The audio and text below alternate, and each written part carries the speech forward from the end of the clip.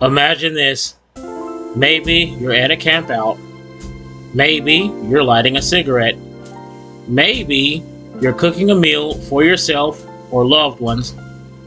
Whatever the reason may be, if you are utilizing fire in any way, then you are using the topic of today's video and what I am calling an adaptive technology.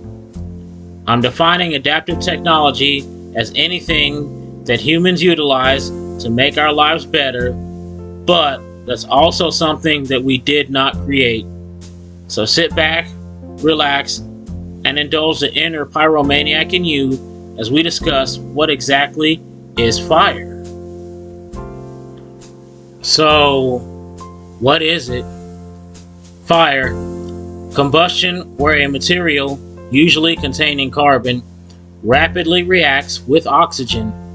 This releases light and heat, producing flame, aka the glowing visible part of the fire that's made up of hot gases. For fire to even exist, the three items of the fire triangle must be present. Those three things being: number one, fuel, like dried wood, gasoline, etc. In other words, something that burns. Number two, oxygen, which is what we meat sack humans breathe and is present in the atmosphere in general. And number three, heat, which is needed to kickstart the reaction and keep it going.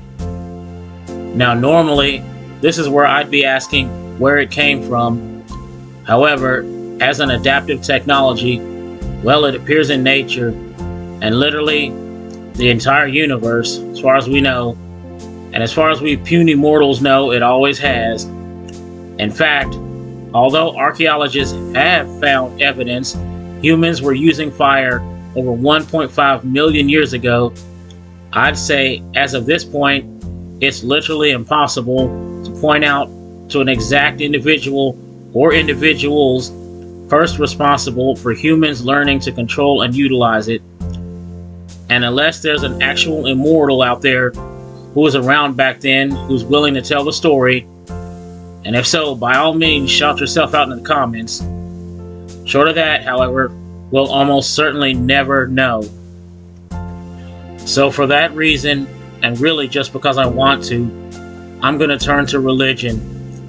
And by religion, I mean mythology, as in my favorite era, Greek mythology. Now, just to clarify, yes, I did intentionally say religion at first. As to the ancient Greeks, these weren't myths. They were religious beliefs just as strong to them as today's religions are to us. And for the sake of this video, I will be referring to two gods in particular, Zeus and Prometheus. Zeus, being the god of gods, the most powerful, he ruled atop Mount Olympus and the universe. He was associated with the sky, thunder, lightning, and so much more. On a side note, he was also an incredibly horny prick who just couldn't keep it in his pants and did a lot of graping, if you get my drift, but that's a subject for another video. Prometheus, a titan who committed actual treason when he sided with the Olympians during the Titanomachy, I think that's how you say that, which was a 10-year war between the Olympian gods and their predecessors, the Titans, his generations of gods, for control of the universe and the earth, of course. In some myths, he was the creator of humanity, in some he wasn't, but in both, he was considered an advisor to Zeus. Well, at least at first.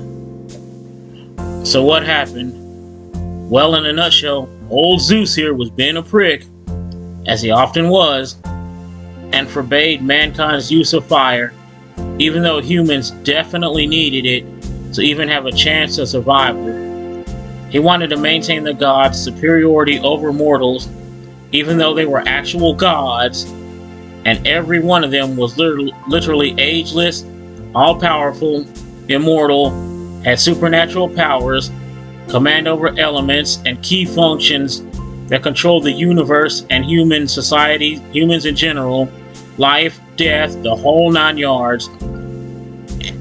And he himself had actual command over the entire universe. I guess that just wasn't enough for him.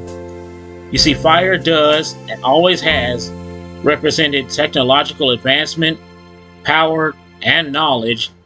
He and all his all-powerful douchebaggery wanted to keep humans totally dependent on the gods and their schizophrenic outbursts and temper tantrums for absolutely everything.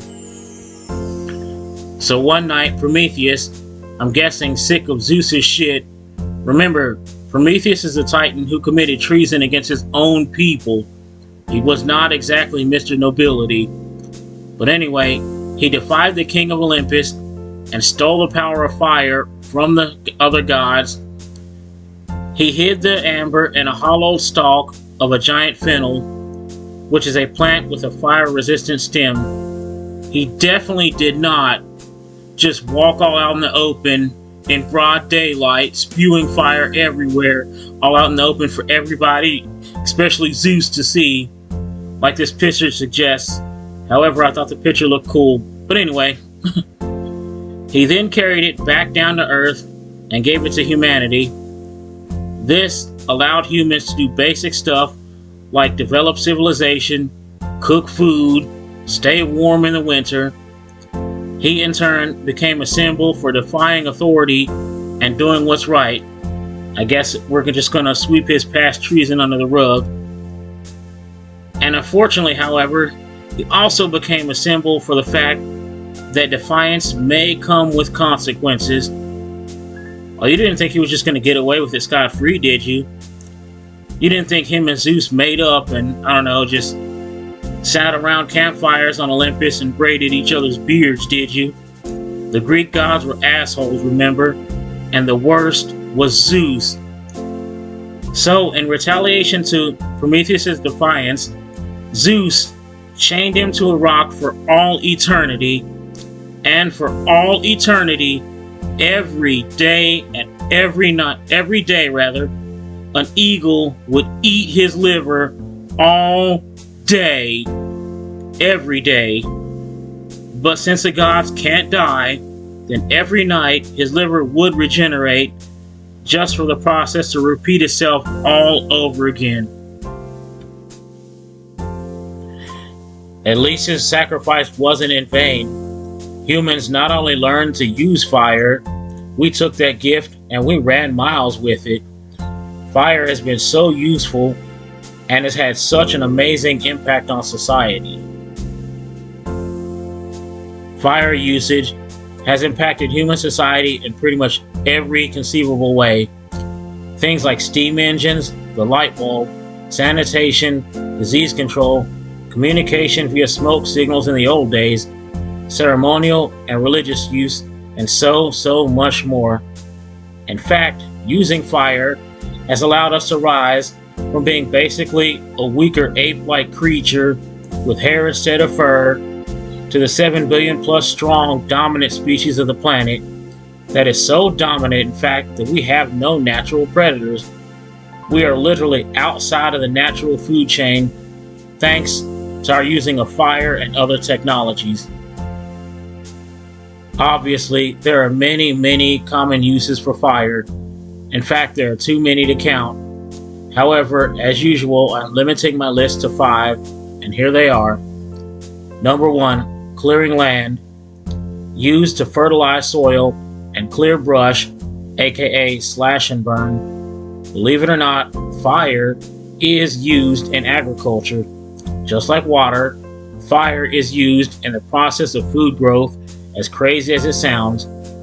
Even though this phoenix is growing flowers instead of agriculture like I wanted, but my AI is stupid, and I thought this picture looked cool, so here it is.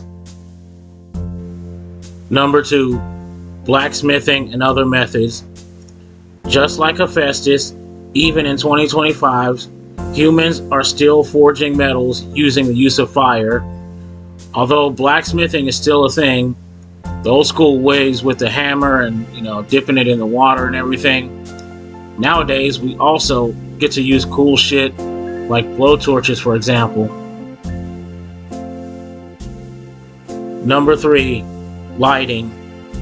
Although not so much in recent times, due to the invention of, flashlights, cell phone lights, things like that. Nevertheless, candles, oil lamps, and torches, for example, all still use fire to provide light in some cases, like power outages during storms, for example.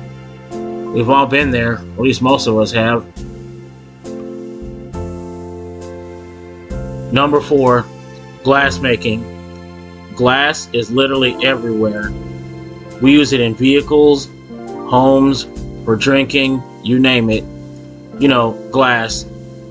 That clear, see-through, solid surface that dumbass insects seem to want to fly into and turn themselves into literal soup on your windshield, or that birds want to take a hot white shit on right after you wash your car. That glass.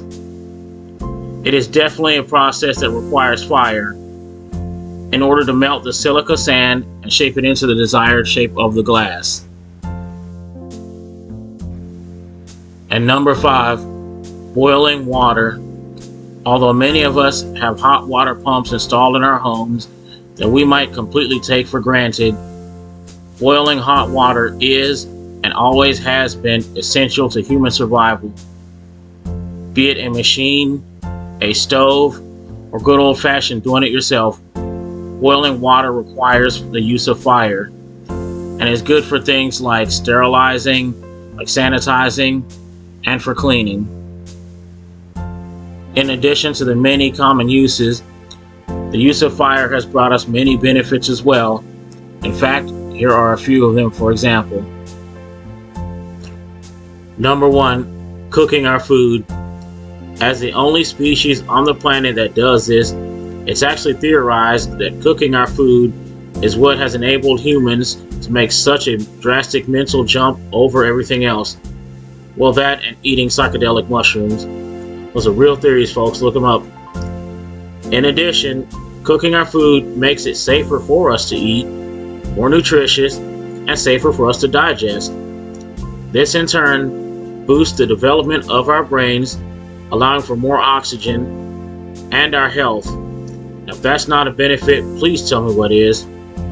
And also, this steak in this picture looks absolutely amazing. Number 2, generating energy. Things like vehicles, producing energy, and industry all require combustion, aka fire. If it were not for fire and its combustion, we would not have any of this. In fact, we'd probably be just like these dumbass cavemen who are about to get the shit devoured out of them by these wild animals.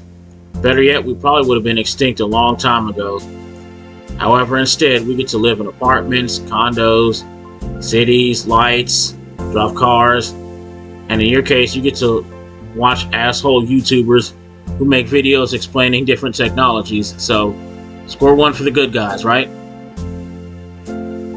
Number 3, warmth in cold environments. Even in 2025, being warm in extremely cold environments is not only comfortable, but a major benefit. Although there are electric heaters, good old-fashioned fire is still a major go-to for keeping warm. Be it as gas-heated residences or old-fashioned fireplaces, for example. Fire as a heat source is still just as viable now as it ever has been.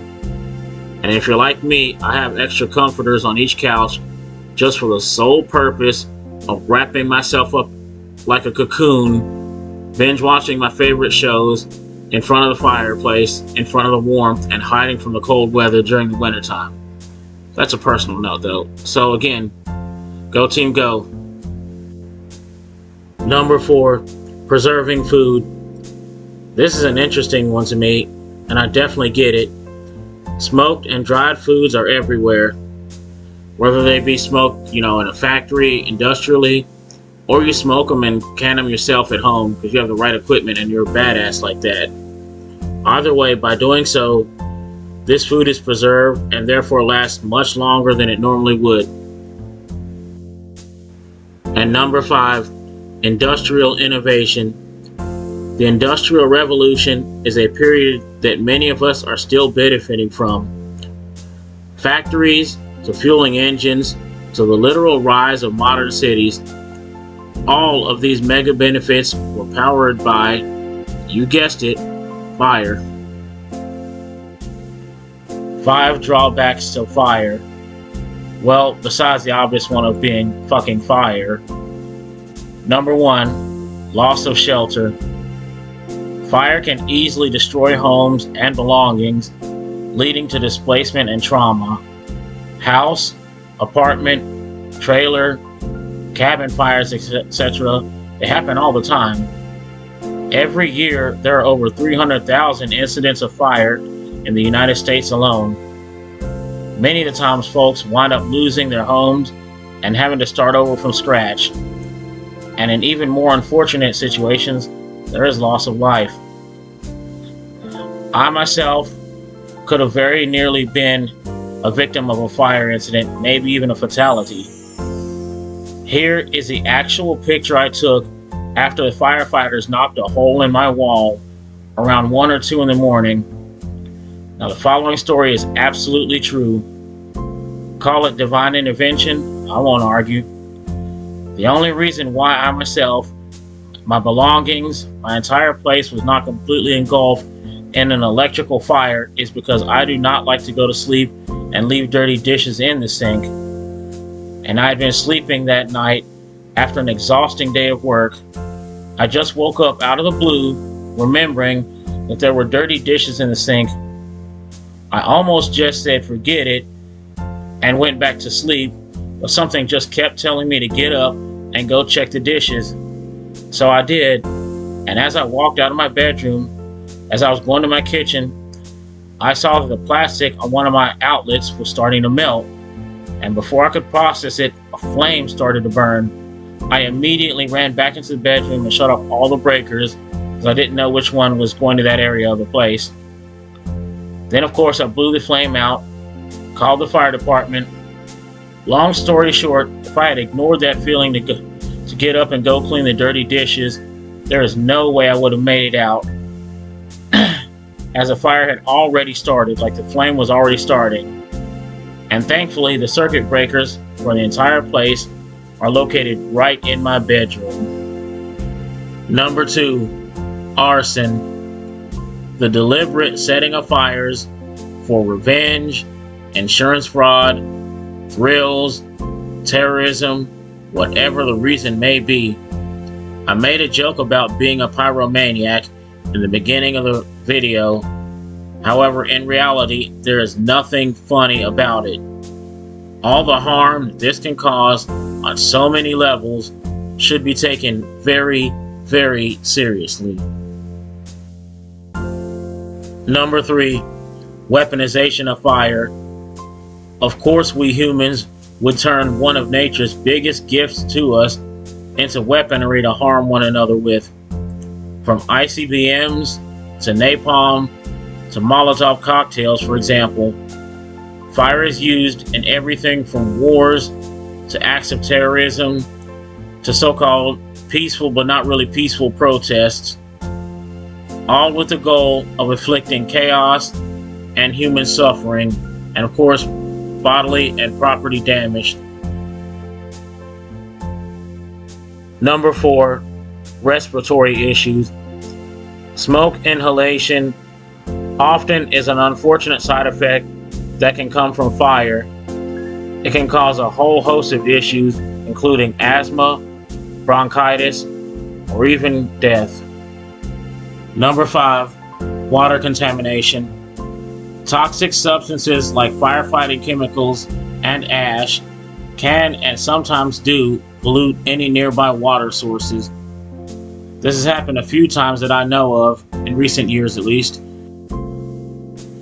And finally, we have 5 future uses of fire, along with this right here being my favorite picture of the entire video. I almost made it the thumbnail. Number 1, reverse fire, cold flame technology. Experimental technologies mimicking fire structure, but that absorb heat instead of releasing it, will be used in high energy cooling. That's just insane. Using fire to cool instead of heat, how crazy is that going to be? Number 2, high temperature 3D printing. Advanced laser driven or fire based printers using molten materials like metals or ceramics will be used to build complex structures like habitats on Mars and Titan one day. And you thought your 3D printer went hard. Just wait. Number 3, thermal energy storage systems. Storing wind or solar energy in the form of intense heat, like molten salt for example, then releasing it as fire to generate power whenever needed. I've never even heard of this concept before, not even in sci-fi movies. This is definitely going to be a game changer. Number 4, microfire robots for surgery. Yes, you heard that correctly. Tiny, flame-based tools, such as plasma scalpels, for non-invasive surgery and sterilization will be utilized in the future. That's very cool. This is definitely upping both AI and fire usage to a whole new level. Not quite God tier, but would definitely make Prometheus proud. And finally, we have fire for terraforming planets. Yes, one day we will eventually be able to terraform other planets and moons using heat generation and controlled burning to release gases, melt permafrost, and or ignite chemical changes on alien worlds. Now this is straight up God tier in ability if you ask me. And also for the record, now that I see this picture in an enlarged state, this is my new favorite picture of the video.